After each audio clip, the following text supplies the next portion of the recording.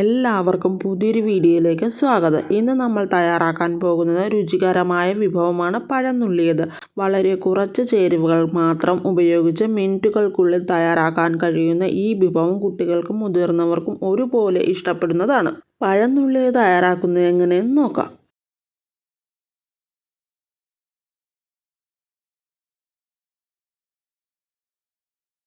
പഴം നുള്ളിയത് തയ്യാറാക്കുന്നതിനായി പഴുത്ത ഞാലിപ്പൂവൻ പഴമാണ് എടുത്തിട്ടുള്ളത്.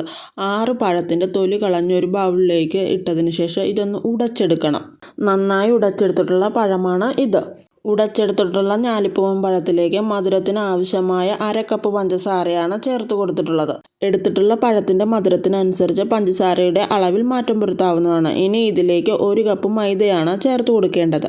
1/4 ടീസ്പൂൺ ഏലക്കായും ജീരകവും കൂടി പൊടിച്ചതാണ് ഇനി ഇതിലേക്ക് ചേർത്ത് കൊടുക്കേണ്ടത്. ഇനി ഇവയിലെ മധുരം ഒന്ന് ബാലൻസ് ചെയ്യുന്നതിന് വേണ്ടിയിട്ട് 1 നുള്ളു ഉപ്പ് കൂടി ഇതിലേക്ക് ചേർത്ത് കൊടുക്കണം. ഇനി ഇവയെല്ലാം കൂടി നന്നായിട്ടൊന്ന് കുഴച്ചെടുക്കണം. ചേർത്ത് കൊടുത്തിട്ടുള്ള പഴത്തിൻ്റെ നനവിലാണ് മൈദ കുഴച്ചെടുക്കേണ്ടത്. ഒരു തരി വെള്ളം പോലും ചേർക്കാതെ തന്നെയാണ് ഈ മാവ് കുഴച്ചെടുക്കുന്നത്. മാവിന് നനവ് കുറവ് തോന്നിയാൽ വീണ്ടും ഒരു പഴം ചേർത്ത് കൊടുത്ത് ഇതൊന്ന് കുഴച്ചെടുക്കാവുന്നതാണ്. ഈ ഒരു പാകത്തിനാണ് പഴം നുള്ളിയതിന് വേണ്ടിയിട്ടുള്ള മാവ് തയ്യാറാക്കി ഇട്ടേണ്ടത്. ഈ മാവ് റെസ്റ്റ് ചെയ്യാനായി മാറ്റിവെക്കേണ്ട ആവശ്യമില്ല. പഴം നുള്ളിയതിനുള്ള മാവ് തയ്യാറായിട്ടുണ്ട്. പഴം നുള്ളിയത് തയ്യാറാക്കുന്നതിനായി ഒരു പാൻ വെച്ച് പാൻ ചൂടായി വരുമ്പോൾ അതിലേക്ക് ഫ്രൈ ചെയ്യുന്നതിന് ആവശ്യമായ എണ്ണ ഒഴിച്ചു കൊടുത്ത് എണ്ണയൊന്ന് ചൂടായി വന്നതിന് ശേഷം ഇതിലേക്ക് കൈകൊണ്ട് തന്നെ മാവ് നുള്ളിയിട്ട് കൊടുക്കാവുന്നതാണ്. മാവ് ചെറുതായിട്ട് വേണം നുള്ളിയിട്ട് കൊടുക്കാനായിട്ട്. പഴം നുള്ളിയത് ഫ്രൈ ചെയ്യുന്ന സമയത്ത് ലോ ഫ്ലെയിമിലിട്ട് കൊടുത്ത് വേണം ഫ്രൈ ചെയ്യാനായിട്ട്.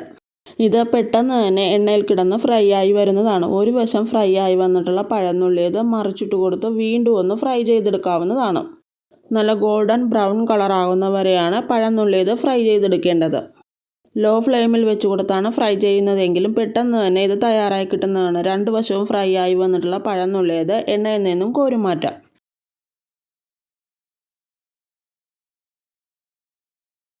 ഈ രീതിയിൽ തന്നെ ബാക്കിയുള്ള പഴം നുള്ളിയതും തയ്യാറാക്കിയെടുക്കാവുന്നതാണ്.